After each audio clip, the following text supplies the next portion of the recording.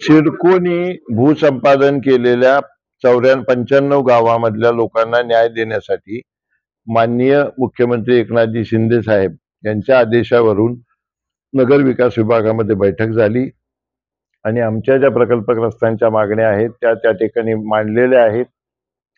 त्याच्यामध्ये घरं आहेत तिथे रेग्युलराइज करणं, एकापेक्षा जास्त घरं असेल तर सगळी घरं रेग्युलराइज करणं, जेवढी जागा वापरामध्ये ती सगळी रेग्युलराइज करणं, त्याच्यामध्ये जो FSI मिळणार आहे तो TDRच्या स्वरूपामध्ये देणं, या सगळ्या मागण्या आम्ही त्यांच्याकडून प्रिन्सिपली मान्य करून घेतलेल्या आहेत आणि वाजवी दरामध्ये म्हणजे RPच्या म्हणजे रिझर्व्ह प्राइसच्या 15 आणि 25% ते करणं, क्लस्टर हा त्या लोकांना ऑप्शनल ठेवणं, ते देखील आम्ही त्याच्यामध्ये मान्य करून घेतलेलं आहे। आणि असे अनेक फायदे म्हणजे ज्या ज्या मागण्या होत्या प्रकल्पग्रस्तांच्या त्या सगळ्या मागण्या याच्यामध्ये प्रिन्सिपली मान्य केल्यात। त्याच्यावर माननीय मुख्यमंत्र्यांचं अप्रूव्हल झाल्यानंतर शासन निर्णय आम्हाला असा अपेक्षित आहे की आठवड्यामध्ये होईल। नाही, याच्यामध्ये राजकारणाचा भाग नाही। तसं असतं तर 22ला इलेक्शन नव्हतं, त्याच्या आधी आम्ही 2 वर्ष प्रयत्न करत होतो इलेक्शन संपल्यानंतर, त्यामुळे तो विषय नाही।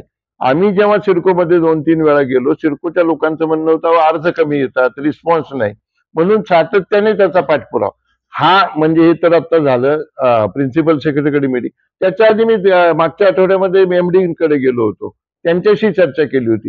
डे टू डे फॉलो हम उसका कर रहे, लेकिन अभी आचार संहिता होने के पहले करना बहुत जरूरी है। त्यांनी काही केलं नाही, मी अतिशय स्पष्ट सांगतो।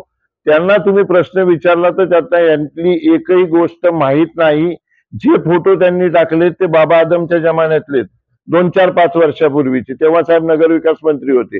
मुख्यमंत्र्यांची खुर्ची नाहीये त्या फोटोत, लक्षात ठेवा तुम्ही। आणि दुसऱ्या कामासाठी तुम्ही जायचं आणि तुम्ही हे क्रेडिट घ्यायचं ते आम्हाला मान्य नाही।